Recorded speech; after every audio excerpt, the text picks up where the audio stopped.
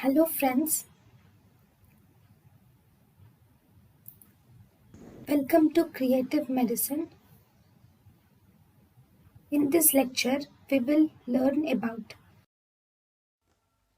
Defenses for patient against the doctor.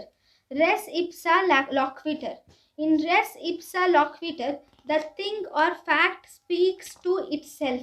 Here the doctor should not prove the negligence of the doctor. Here the patient need not prove the negligence of the doctor. Criteria for res ipsa loquitur. The doctor should have exclusive control over the instrument or procedure which is causing damage. The doctor or injury should not have caused if not for the negligence of the doctor. If the doctor has not done any negligence, then the damage might not have occurred. The patient is not guilty for contributory negligence. For example, leaving an instrument within the body of patient, operating on wrong patient and wrong guy, all these are res ipsa loquitur, where the thing speaks to itself.